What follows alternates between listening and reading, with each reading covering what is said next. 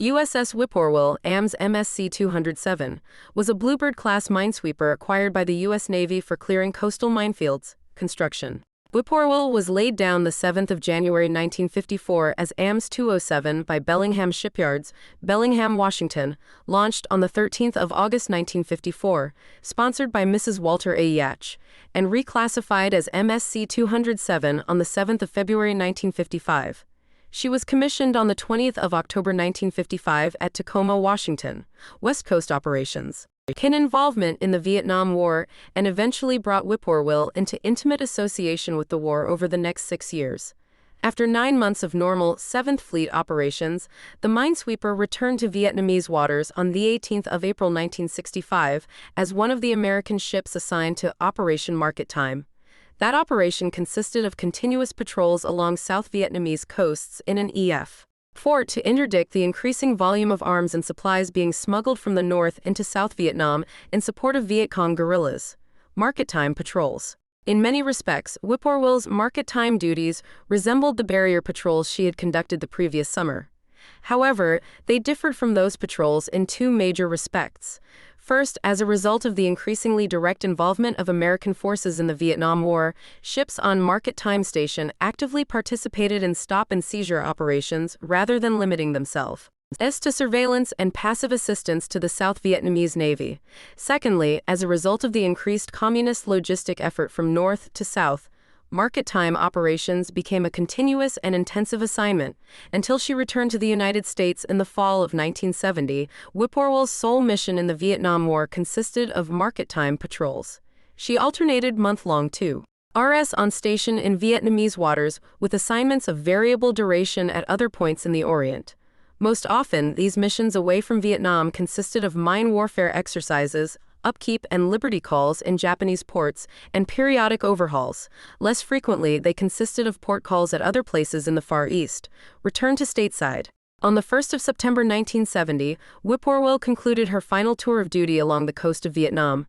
She steamed home via Sasebo, Subic Bay, and Pearl Harbor, and arrived in Long Beach, California on the 12th of November. Decommissioning reserve ship. After voyage repairs, she moved to San Francisco, California, where she was decommissioned on the 15th of December 1970 and placed in service, along with Thrasher and Reaper, as reserve training ships in Reserve Mine Division 52. For almost 5 years, she operated out of Naval Station Treasure Island training naval reservists during their annual active duty periods. Transfer to the Republic of Singapore Navy. On the 2nd of May 1975, Whippoorwill moved from San Francisco to the inactive ship facility at Vallejo, California, where she was deactivated completely and placed out of service by the 30th of June 1975.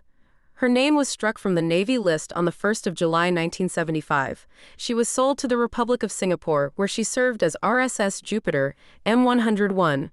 Jupiter was scrapped on the 15th of August 1986. Awards. Whippoorwill received 6 battle stars and the Meritorious Unit Commendation for the Vietnam War.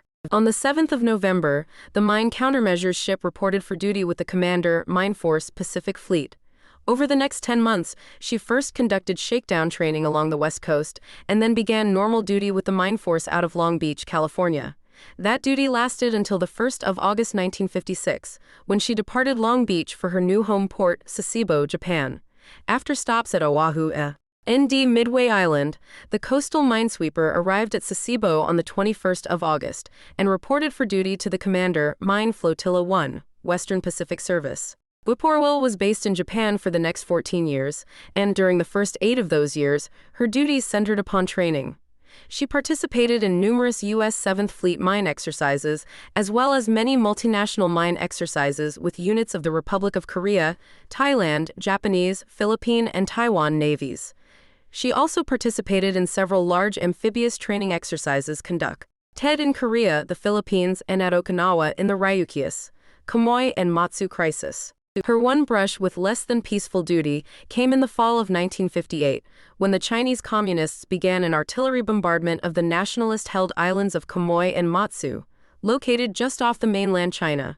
Whippoorwill earned the Armed Forces Expeditionary Medal for her service in the Second Taiwan Strait crisis. Her service in the area lasted from the 10th of September until the 4th of November, when Tension in the area finally began to cool. Upon concluding her service in the Taiwan Strait, she resumed her more peaceful employment in training missions with the 7th Fleet and units of Allied navies, Vietnam War service. The year 1964 brought the ship still closer to actual hot war operations. From the 16th of July to the 2nd of August 1964, Whippoorwill joined a barrier patrol established in the South China Sea off the coast of South Vietnam to assist the South Vietnamese Navy in preventing waterborne infiltrators and logistics from North Vietnam from reaching the Viet Cong rebels in the south. During that phase of American involvement, the United States Navy's role remained essentially passive in nature. While American ships such as Whippoorwill stopped no craft themselves, they vectored South Vietnamese ships in on suspicious contacts. Though the barrier patrols were dissolved on the 2nd of August and Whippoorwill resumed her familiar training schedule, events occurred in the Gulf of Tonkin that same day which increased American